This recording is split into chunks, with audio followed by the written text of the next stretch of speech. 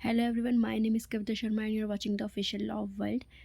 सो जैसा कि आप जानते हैं कि अभी मैं सारे सब्जेक्ट का सिलेबस डिस्कस कर रही हूँ कि क्या चीज़ें इंपॉर्टेंट है क्या नहीं है। तो आज हम डिस्कस करेंगे एनवायरमेंटल लॉ का सिलेबस।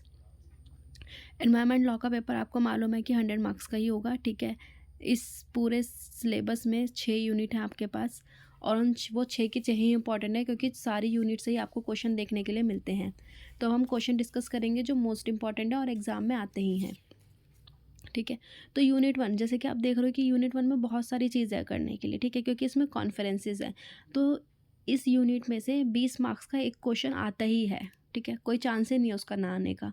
तो इसमें से आपको क्या करना है, जितनी भी सारी इंपॉर्टेंट कॉन्फ्रेंस हैं वो सारी आपको कॉन्फ्रेंस करनी पड़ेंगी, ठीक है। काफ़ी सारी हैं, बट आप उनका शॉर्ट करके उसको 20 मार्क्स के क्वेश्चन के अकॉर्डिंग प्रिपेयर कर सकते हैं। तो मैं आपको बता दूंगी कि मैंने कैसे किया था, और मैंने खुद के नोट्स ही बनाए थे, तो उससे ज़्यादा इजी तरीके से हो जाता है, ठीक है। बाकी आप केस मैट से भी बना सकते हैं अपने नोट्स। ओके, तो फर्स्ट यूनिट में से एक क्वेश्चन तो आपका आएगा, ठीक है, और वो यही होगा, इंपॉर्टेंट कॉन्फ्रेंस वगैरह सारी जो है वो लिखनी पड़ेंगी आपको 20 मार्क्स में। फिर हमारे पास है यूनिट 2, जिसमें fundamental principle of environmental protection, ठीक है। तो इसके अंदर आपका क्या आ जाता है, इसमें जो प्रिकॉशनरी प्रिंसिपल है और पॉल्यूटर पेस प्रिंसिपल है और पब्लिक ट्रस्ट डॉक्ट्रिन है, ठीक है। तो ये जो तीन मैंने बताए हैं आपको नाम, इसमें से आपके क्वेश्चन पूछ लिए जाते हैं। जबकि प्रिकॉशनरी प्रिंसिपल और पॉल्यूटर पेस पे तो अलग से 20 मार्क्स का भी आ जाता है और 10 मार्क्स पे भी आ जाता है। पब्लिक ट्रस्ट का इतना देखा नहीं जाता क्वेश्चन पेपर में, जितना भी प्रीवियस ईयर के अकॉर्डिंग है उसमें 2 देखे गए हैं, पॉल्यूटर पेस और प्रिकॉशनरी प्रिंसिपल। तो आप इसके अकॉर्डिंग अपना प्रिपेयर कर सकते हो। तो जो इसमें इंपॉर्टेंट केस लॉज हैं वो सबसे पहले तो आपका है Indian council for enviro legal action versus union of India 1996 का केस, और उसके बाद जो 2011 का दे रखा है वो वाला केस। ये दोनों ही केस पॉल्यूटर पेस प्रिंसिपल पे बेस्ड है, ओके। उसके बाद आपके पास आता है Vellore citizen welfare forum versus union of India, then Narmada Bachao Andolan versus union of India. तो ये वाले जो क्वेश्चन है, ये भी आपके जो मैंने 4 केस लॉ अभी बताए हैं वो चारों ही इंपॉर्टेंट है। और जो लास्ट में एक इंटेलेक्चुअल फॉर्म वाला केस आपको दे रखा है स्टेट ऑफ एपी, ये पब्लिक ट्रस्ट डॉक्ट्रिन के ऊपर बेस्ड है। तो आपको इसमें से सिर्फ ये 5 केस लॉ करने की ज़रूरत है, बाकी के उतने इंपॉर्टेंट नहीं हैं अकॉर्डिंग टू मी। देन हमारे पास है कॉन्स्टिट्यूशनल पर्सपेक्टिव, ठीक है। अब इसमें से क्या होता है, इसमें से भी आपका 20 मार्क्स का क्वेश्चन आएगा, ठीक है। और वो जो 20 मार्क्स का क्वेश्चन बेस्ड होता है वो जनरली पीआईएल पे होता है बेस्ड, ठीक है। तो पीआईएल के अकॉर्डिंग आप एक पूरा पीआईएल का क्वेश्चन अपना प्रिपेयर कर सकते हैं, क्योंकि ये तो बहुत ईजी सा है, तो कॉन्स्टिट्यूशन से बेस्ड है, ठीक है। तो इसके अंदर जो आपके इंपॉर्टेंट केस लो हैं वो Subhash Kumar versus state of Bihar, rural litigation and entitlement Kendra versus state of UP, okay. और एक एमसी मेहता वर्सेस कमलनाथ। अब देखो इसमें ना जो केसेस दे रखे हैं ना, वो जैसे एमसी मेहता वाले बहुत सारे केसेस दे रखे हैं, तो ज़रूरी नहीं है वो इसी टॉपिक से रिलेट करते हैं। ऐसे और भी टॉपिक है जो उन टॉपिक में भी इन केसेस को लगाया जा सकता है। तो आप एनवायरनमेंट लॉ में तो आपको फ़ायदा है, क्योंकि आप ये नहीं है कि आपको एक केस कर लिया तो वो उसी में ही लगेगा, ऐसा कुछ नहीं है।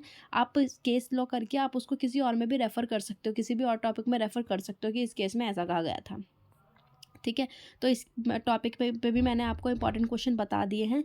उसके बाद हमारे पास है यूनिट 4, ठीक है, which is prevention and control of water and pollution, ठीक है। अब इसके अंदर क्या होता है, वाटर एंड एयर पोल्यूशन के ऊपर क्वेश्चन आ जाता है, ओके। तो इसमें जो सेक्शन 133 है वो बहुत ज़्यादा इंपॉर्टेंट है, सेक्शन 133 ऑफ सीआरपीसी। और जो इसमें इंपॉर्टेंट केस लो है वो है MC Mehta versus union of India, Delhi bottling वाला केस है जो कि बहुत इंपॉर्टेंट है, and municipal council Ratlam versus Vardichand and state of MP versus Kedia leather. तो इसके अंदर ना अलग से भी एक क्वेश्चन पूछा जाता है जो कि 10 में या फिर 20 मार्क्स में आ जाता है। 2024 में ये क्वेश्चन 10 मार्क्स का आया था, लेकिन जनरली प्रीवियस ईयर के क्वेश्चन पेपर में इसको 20 मार्क्स का देखा गया है, जो कि आता है प्रोसीजर कलेक्टिंग वाटर सैंपल, ठीक है। तो आपको इसके अंदर ये पूरा एक क्वेश्चन प्रिपेयर करना पड़ेगा, क्योंकि इसमें ना बहुत सारे सेक्शंस हैं जो कि आपको एक्सप्लेन करने पड़ेंगे एग्जाम में वाटर एक्ट के।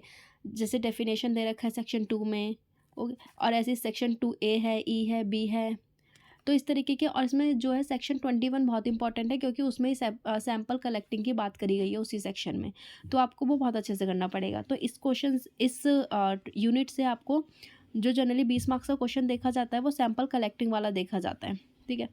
तो मैंने तो जो सेक्शन थे मैंने उनको अपनी लैंग्वेज में करके बहुत ईजी तरीके से लिखा था, क्योंकि जनरली यही होता है कि आप खुद की लैंग्वेज लिखते हो ना तो आपको अच्छे मार्क्स मिल जाते हैं, ठीक है। बाकी लोग तो लिख ही रहे हैं, बाकी आप जो हमारा केसमेट है आप उससे भी देख के कर सकते हैं, उससे भी प्रिपेयर, क्योंकि ये 10 ईयर हो गया, दुक्की हो गया, यहाँ से तो सभी बच्चे लिख रहे हैं, सब सेम ही लिख रहे हैं। ओके, देन हमारे पास है यूनिट 5। यूनिट 5 में से भी आपको 10 मार्क्स का क्वेश्चन मिल जाता है देखने के लिए, जो कि power and function of central government पे होता है जनरली। और इसमें जो केस लॉ लग जाता है वो यही है, इसमें तो MC Mehta versus union of India और union carbide corporation versus union of India.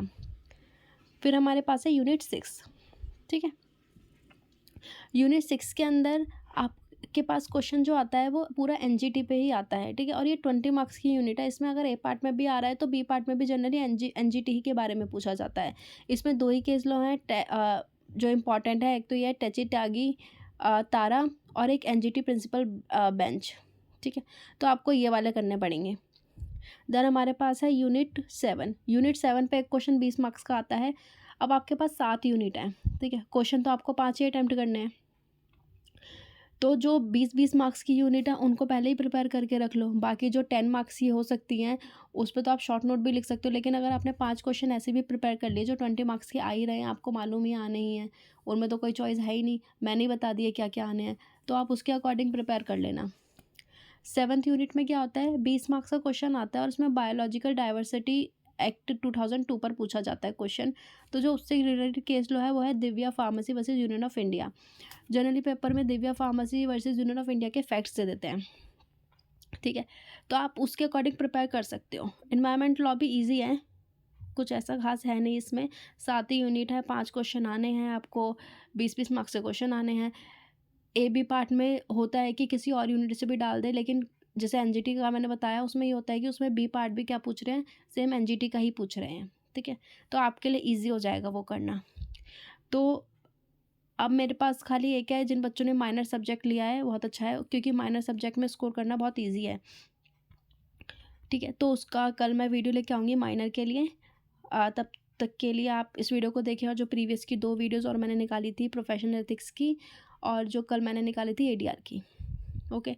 तो आप वो भी देखें और अपने दोस्तों को शेयर करें जिससे कि सबकी हेल्प हो। और फिर मैं उसके बाद सारा सिलेबस बताने के बाद मैं आपको टॉपिक वाइज सिलेबस कवर करा दूँगी बहुत ईजी वे में। तब तक के लिए bye bye, thanks for watching.